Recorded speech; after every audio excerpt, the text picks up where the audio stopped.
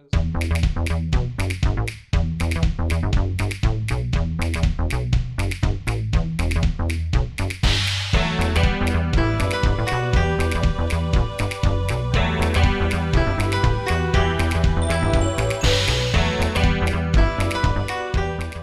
did it like 3 times. Hi, welcome to Salem GASworks, a guild of artistic sorts.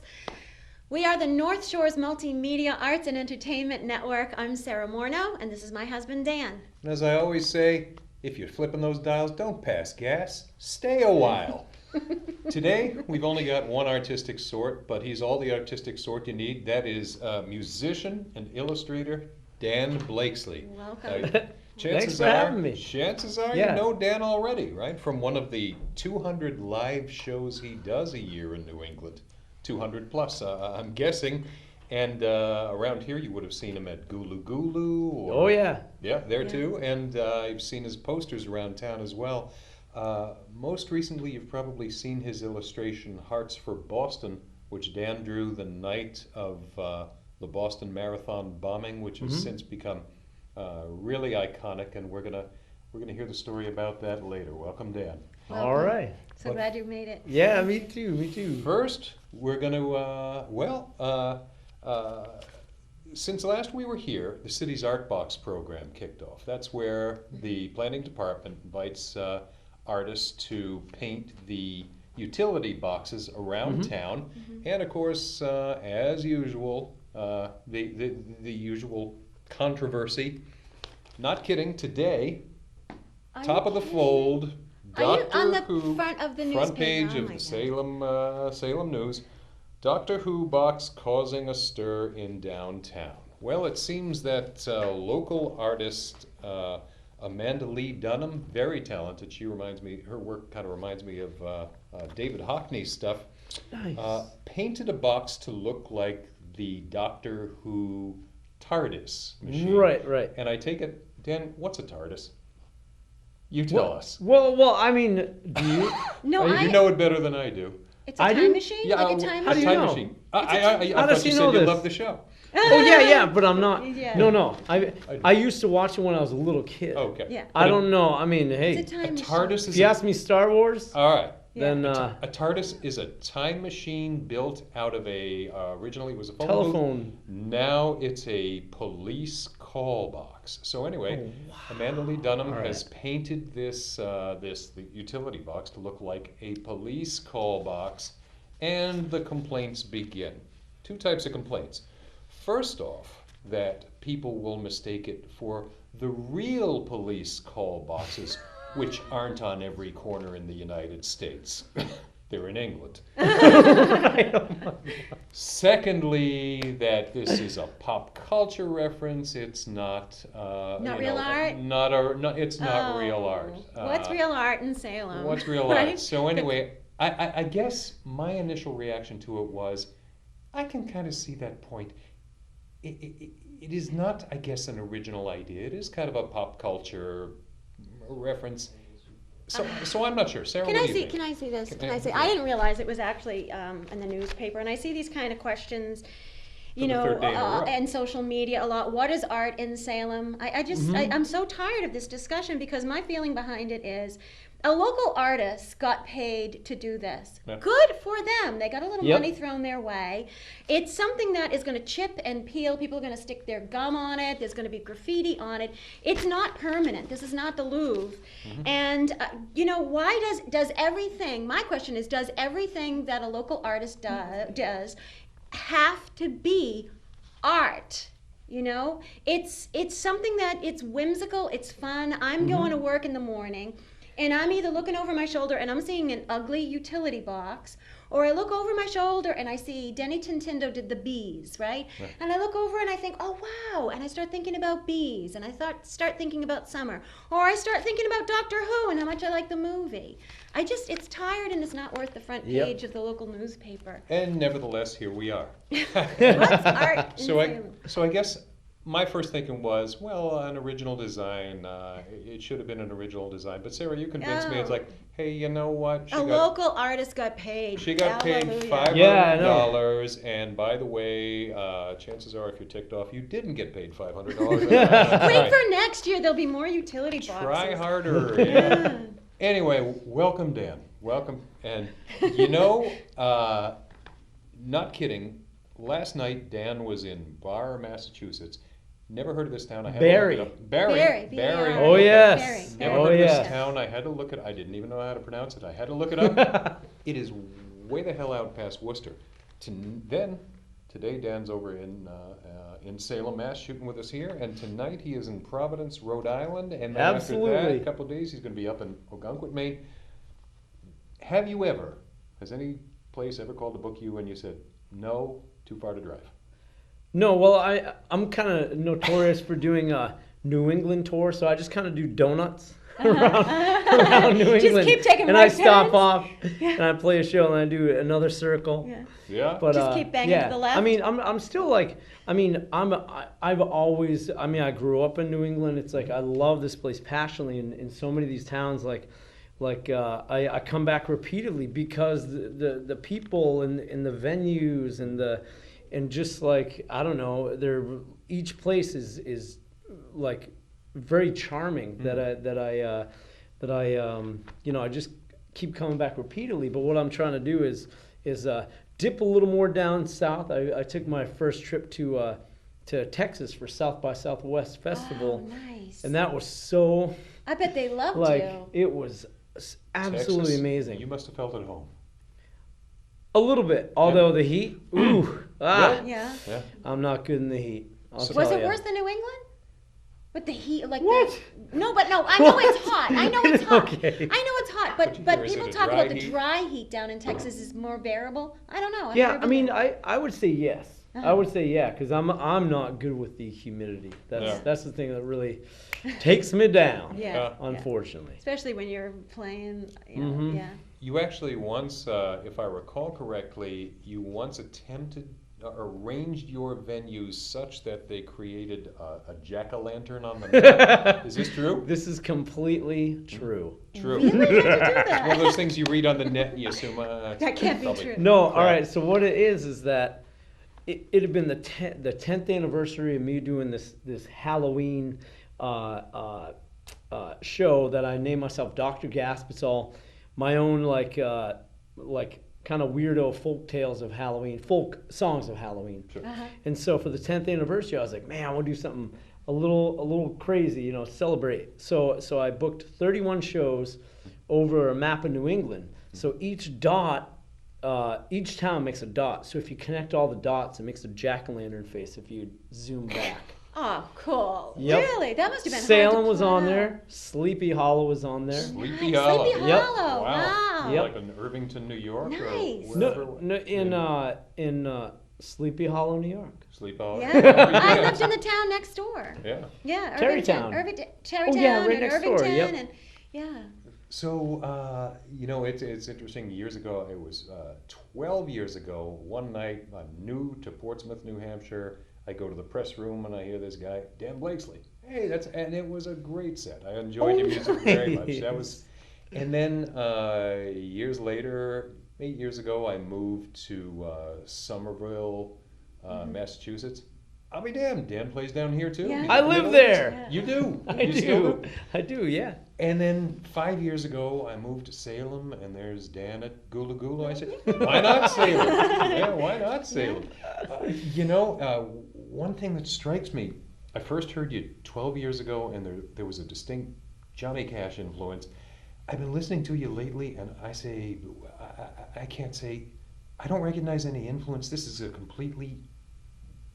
This is his sound, whatever it is. Oh, nice, Yeah, yeah. nice. Yeah. I just find, I think the Globe described you as, what did they say? There's a feeling of antiquity to the songs, which are written in a poetic language that could have been taken from Walt Whitman's Leaves of Grass, which That was amazing. Yeah, That blew me Very away. nice. I gotta say. And that's their A-list reviewer, Nick Zano. So, Yeah. so Yeah. I'm listening to you, and I'm questioning what I'm, because every time I think I got it, it slips away. So Yep. at one point I'm listening, and I'm thinking, is he going into a Led Zeppelin riff here? What is, or a Yes riff? And then all of a sudden it's like, I wish I was that it's- talented. Oh no, to be you are going that into a talented. I love Zeppelin watching riff. your guitar, and then all of a sudden it slips into Tom Waits, and is a little off key and clunky, and then it's R&B, and it's Yep. it's really, and Johnny Cash certainly, but that's uniquely your own. What did you grow up with? What were your influences? Well, like growing up, I grew up on a farmhouse in Maine, and my dad is a jazz musician, and so he would be coming back every night from playing his gigs, and you know, the next morning he'd be waking up, rehearsing with his band, playing jazz. He's a piano player, but he also had a side country band. So it's like I was mainly brought up like listening to jazz throughout the house and things like that. And then my older brother introduced me to hip hop in the '80s, so I was super into like Run DMC and things like that. I was a little break dancer.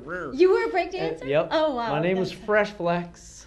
Fresh Don't Fresh? Google it because you Oh, won't find it. Fresh Flex, I love Fresh that. Flex. But no, so and that was kind of short lived. You know, when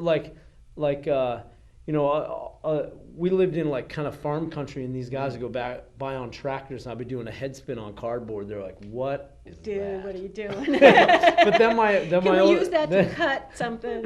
but then my older brother introduced me to like punk rock like a year later in 7th grade, and it floored me. Yeah. I was just like, now this, it felt like a calling, super Yeah. calling.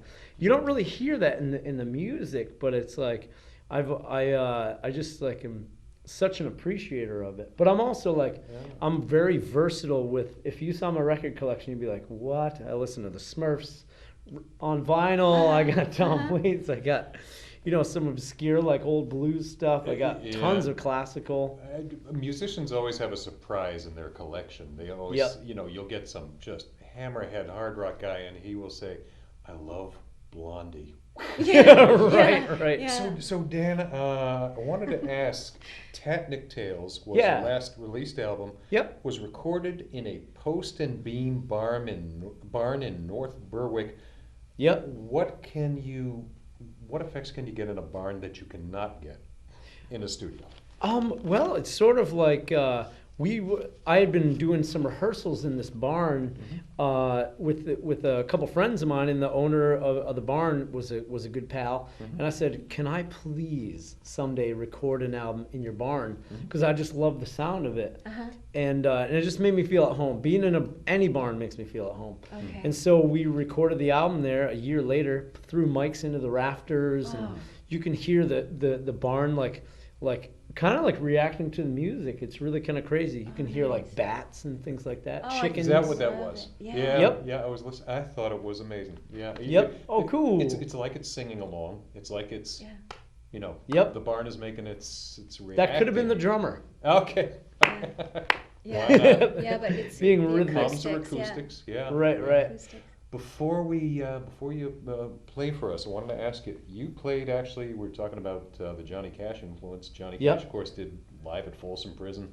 You played Laconia Prison. Laconia Yep. Prison. New Hampshire. How do you Yep. get a They gig must love you. like that? Well, it was crazy. It's like they had sent me a message, you know, and it took about 2 years for them for us to finally solidify a date. And I drove up there. You know, I got up there early. We're hanging out. We had just set up, and I'm getting ready to go on. And I was like, "Oh man, I should record this." But then I was like, I don't have proper recording equipment. But I remembered that I kept a mini disc player in the car. So I happen to have a blank mini disc. So I just set up mics without monitoring it because I didn't have headphones. And then I forgot about the recording.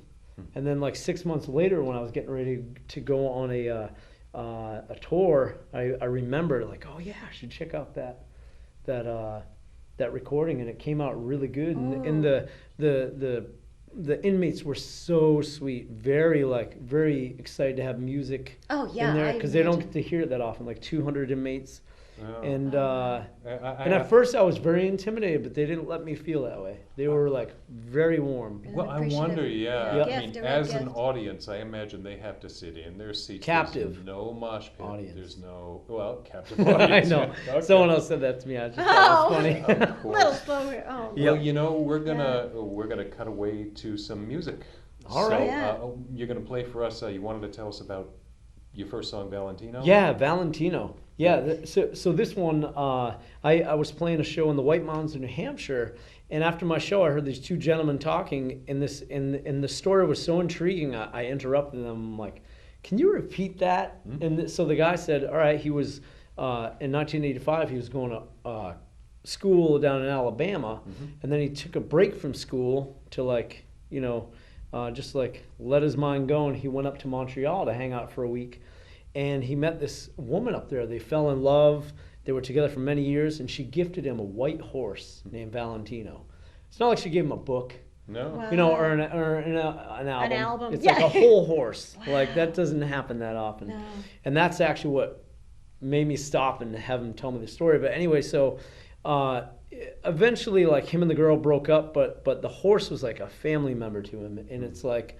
And like they each knew what each other was thinking, even though the horse couldn't speak, And so one day he went to go ride on the plane. He went to hop on the saddle, and the horse is fucking like crazy. Wouldn't let him go on. And he found out there was a rattlesnake on the other side. And if he had hopped over, the rattlesnake would have bit him.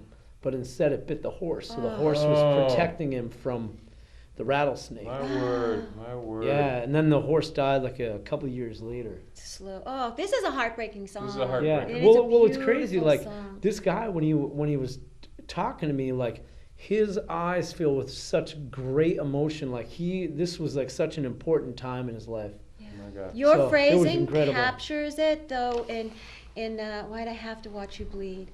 Yeah, That right there yeah. is the song in a nutshell. Yeah. It's beautiful. Well, let's hear Oh, it. cool. Yeah. Let's hear it. So why don't you go set up? And meanwhile, I think we're going to cut to a PSA. All right, My Lightning Valentino coming up. Yeah. Hello, everyone. My name is Kevin Walker, and I am the producer and director of Salem GASworks. Now, you may have seen over the last couple of shows that I've come on and I've made light of the fact that we do not have a PSA, a public service announcement. And I'm here to tell you that I lost it, and that's why we don't have one. It was right here, and then it was gone. A work of keen insight, profound understanding, a message and information that could turn the world upside down. And it's gone. So I'm here to ask you, if you have seen this work, or if you know of its whereabouts, please contact us at this email address, and you will be rewarded with our most profound and heartfelt thanks. No, there's no money for this reward. And does it always have to be about money? Does it always have to be about money? Sarah, please carry on like nothing had happened. Ladies and gentlemen, Dan Blakeslee. Thank you, Sarah. This song I'm going to do is about a white horse named Valentino.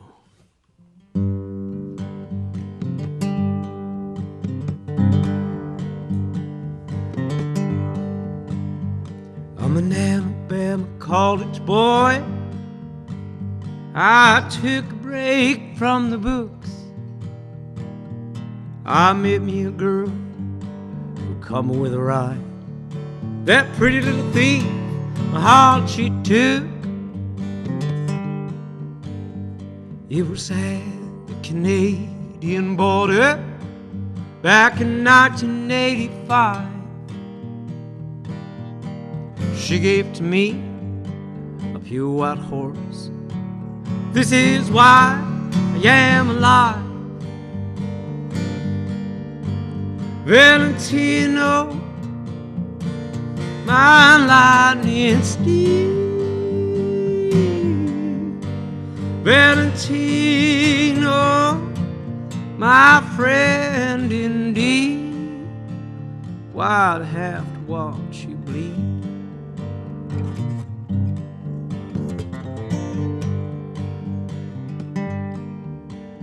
One day in the plain, the heat was high.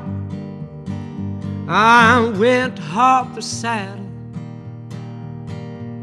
He bucked and he jumped, warning me. He got bit by a snake with the sound of a rattle. Valentino, my lightning steed. Valentino, my friend indeed, why'd I have to watch you bleed?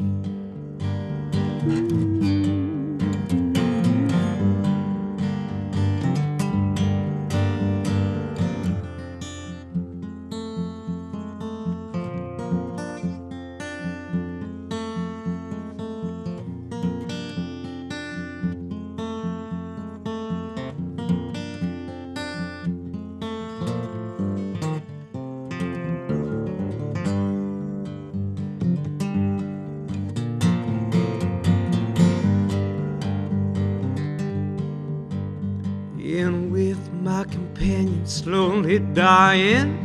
After 2 long years he did succumb to the snake bite venom. I'm getting all my denim, headed back to the south and use my thumb. Valentino, my lightning steed. Valentino, my friend indeed, why'd I have to watch you bleed?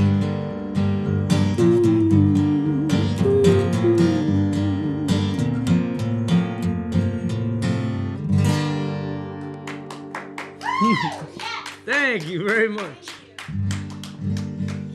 Let's see. I figured, you know, I'm in Salem, Massachusetts, and I just hit the microphone. That's all right. Not too hard. We're still friends, right? All right. So I figured I'd play an aquatic number. I do have an octopus on my guitar too, so that's right. I'm all about the aquatics. All right.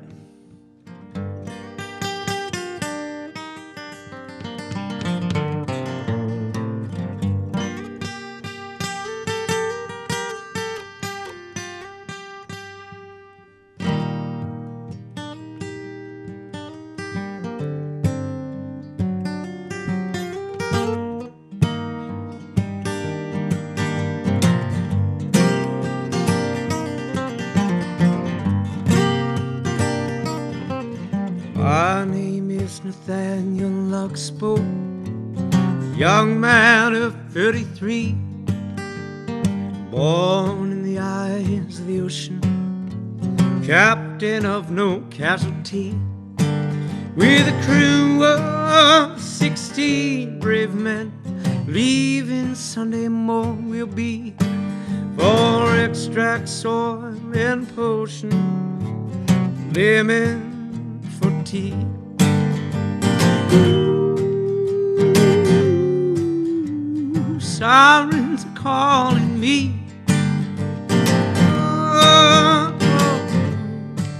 Oh, sailor on a deep, dark sea.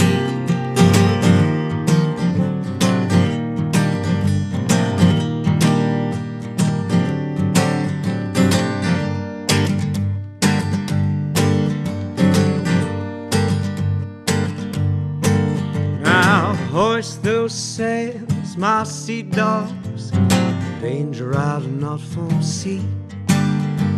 Wave on the shore to the maiden, we'll be coming back for thee. By night, white caps surround us, tossing us windwardly. Then a sound came, a shiver in the timber, left the whole and only ring.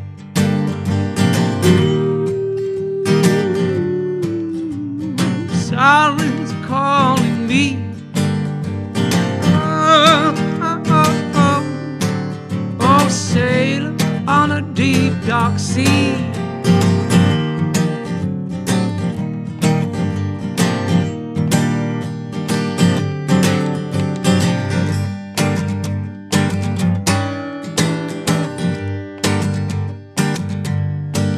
Then a great white nearly took two that would only leave 14 for Swagger Jim and Doc Jack, Davy Jones, and let them be. Oh, the Harpswell Soundboys, the Technic 5 and Iron Lee. And then there's Teardrop, Walt Drop, on Lottie and Pingree and me.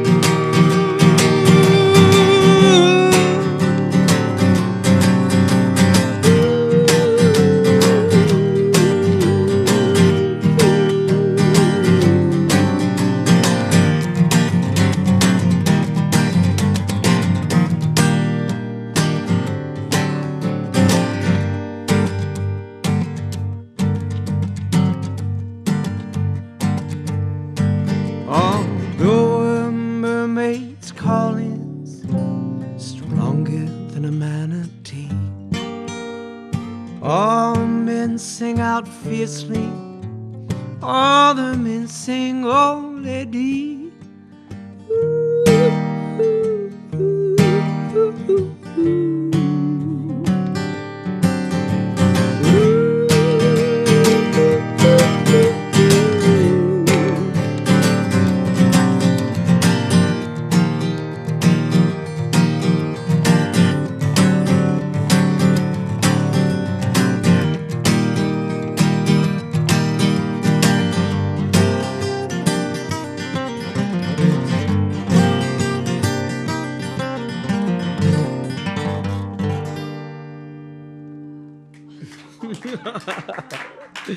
Thank you.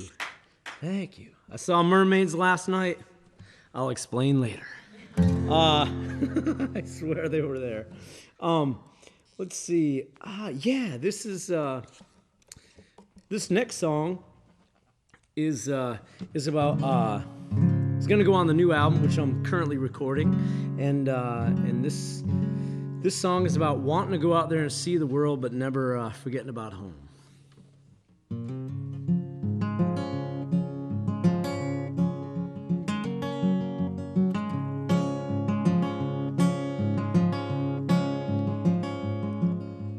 Finally, the hills I wandered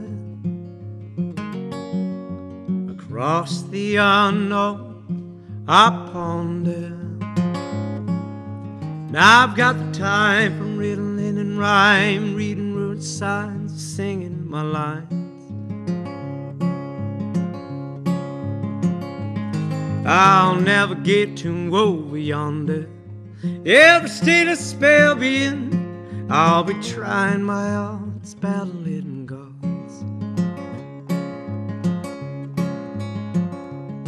This fire could use an iron, so could help on my clothes. I'll be waiting in a river, sleeping in jeans. Add a little more coal, get a little more steam. Songs to bring me home, all the way back home.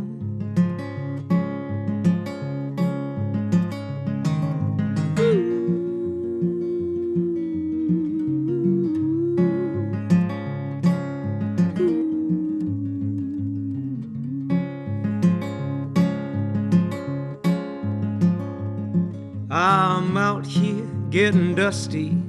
My truth is keeping it clean. I got your picture in my wallet and my canteen. I gotta move these wagon wheels. The more they move, the better it feels.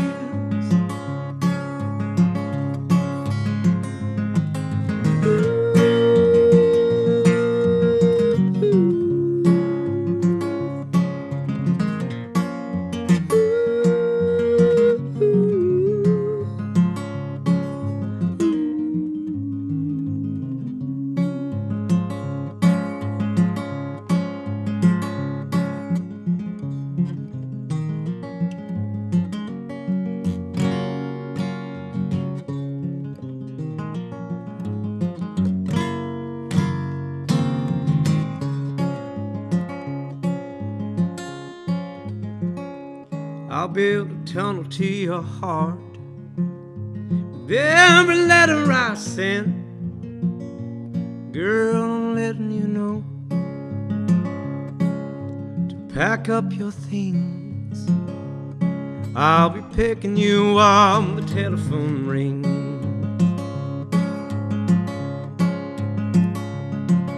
Songs to bring me home all the way back home.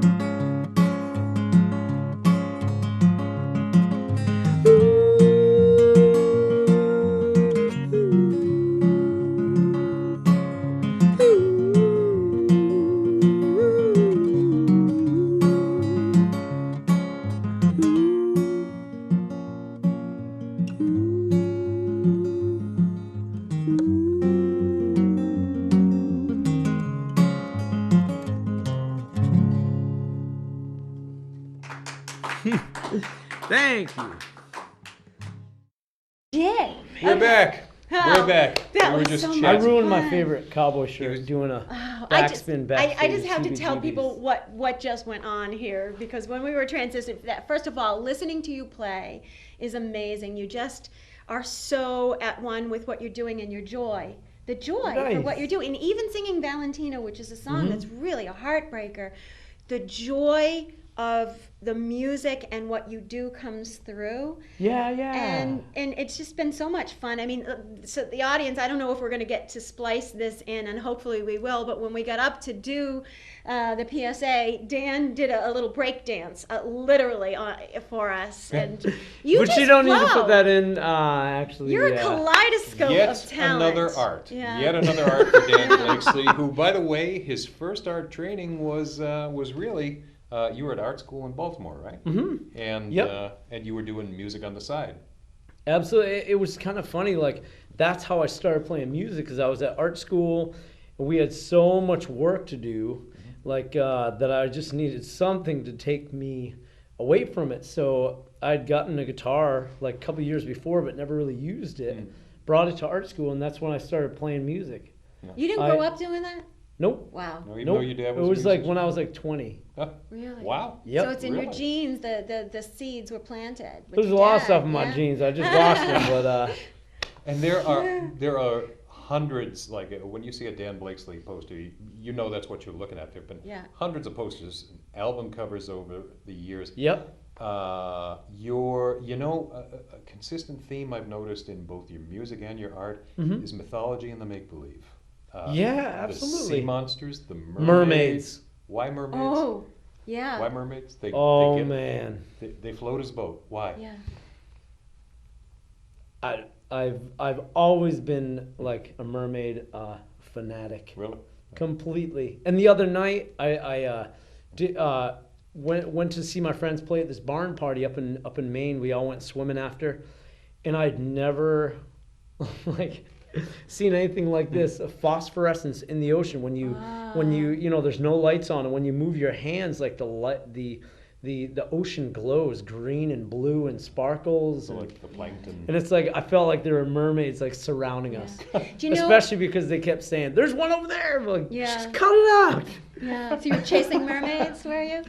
I'm always chasing mermaids, I'll be honest. I have to say, I get the mermaid thing because Dan will tell you when he first met me in my apartment that I had 27 mermaids around, and they weren't the cute little cutesy No little way. ones that you see Right, everywhere in the right. Maxfield Parish or whatever. Yep. I tried to be unique about it, but for me, it's about, the mermaid is about, they go into the underworld, they go into the subconscious, and they come back with riches. Yep. So it represents something in the creative Yeah. process for me. But Yep. there's also in your work like Rip Van Winkle, giants. Lots of bearded sea people. monsters, Lots of bearded people, yeah. Yeah. All my band, they all have really stately beards. It's a great looking band, the Calabash Club. That's right. That's right. They're a great looking band. Oh, The calabash.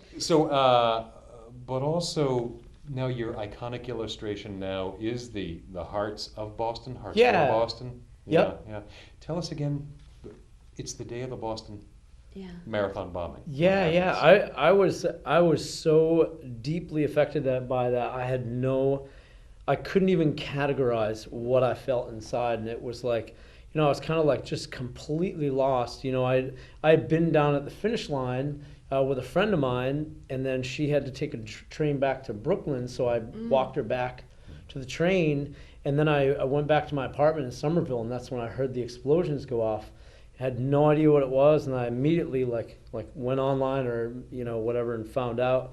And that whole day, I was just like walking around, felt like completely like dead inside, like really like overcome with ultimate sadness. And by like 11 o'clock at night, I was like, I need some art therapy. So I started doing this drawing, just at my drawing desk, like still just torn apart. And then I just put it, online, to share it with, a few friends. And then the next day I woke up and it's kind of like everywhere. It exploded. I had no idea that it would. It was right there on my wall in the morning. People were sharing it all over the place. It was kind of crazy. And then, I got several requests to use it for these, to raise funds for the victims and things. And I was all about it, hop right to it. And Wow. Yeah. we raised a good amount of money Yeah. for some people who needed Yeah. it. So it And felt really good. Fleetwood Mac asked you to use it for their tour. Yep. Right? Yeah. They had when they played in Boston 2 days later, after the attacks, they sent me a message and said, we're looking to do a tribute to the victims and their families of the bombing, and can we use that image? And I was like, Yeah. absolutely. It just resonated with Yep. so many people. Yeah. Well, it captured it just so beautifully, simply, and perfectly. Yeah. I had to ask, no ad agency called saying, who is this artist? Get him in here. No. No such thing happened. No. No? The- And it's like, but it's also, it wasn't like, for me, I kind of like, that was sort of like enough. That felt like just being able to help people in that way. I've never been able to help people at that size before. Like, I do like benefit shows, here and there for different things and, Yeah. art things as well. But nothing had ever like really like helped out that mass. There was something, if I can interrupt, if you Sure. don't mind. There was something about that particular piece, but others of your piece. It felt like a woodcut. Are you familiar with Fritz Eichenberg? He did woodcuts. Oh my goodness, right? he's one of my top favorites Okay. ever. Do you see that in your work, though? I see it. Ever. I I do now. Yeah.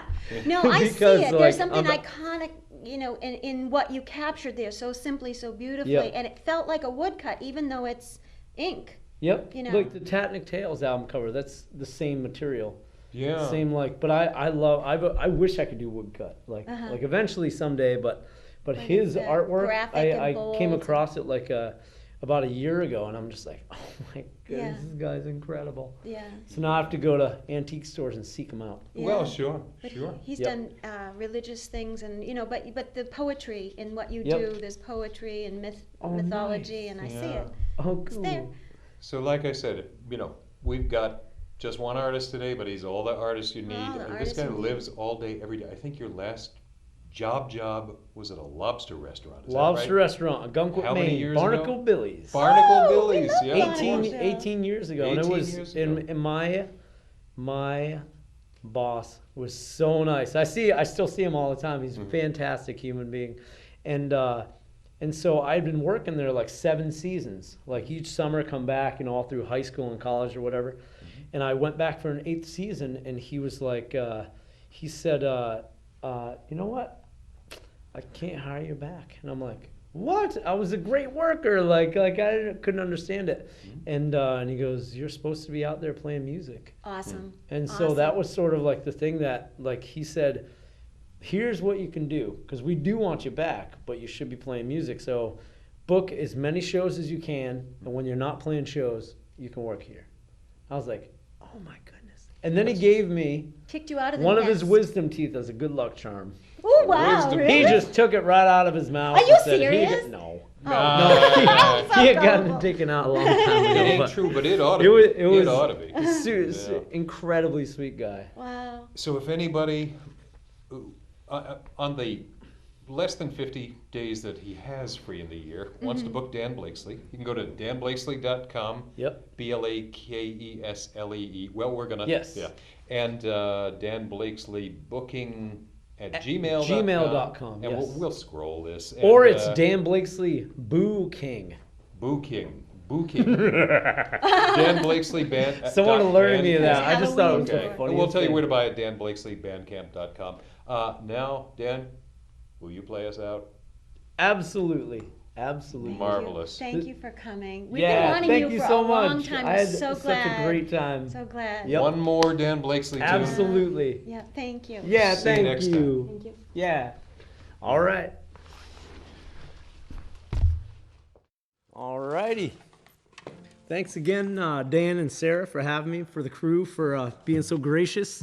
I'm gonna play this one out, and this song, and it started out as a fictional song, which is normally what I've done. I usually write all songs that are from real life experiences. So this one ended up being a real life experience by the end. Everything became true.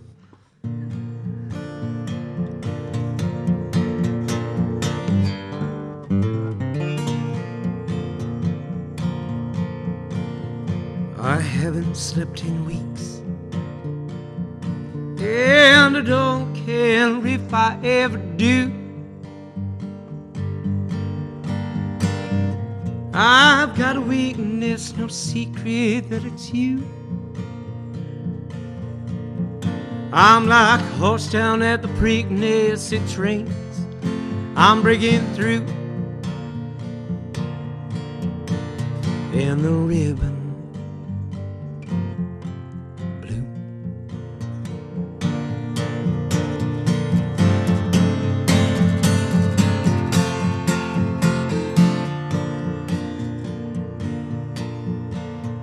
I haven't been to the grocery in weeks, and I don't care if I ever do. I'll just order from the book, then bring it to my bed, where I've been in dreaming of combing your hair red. Was it blue?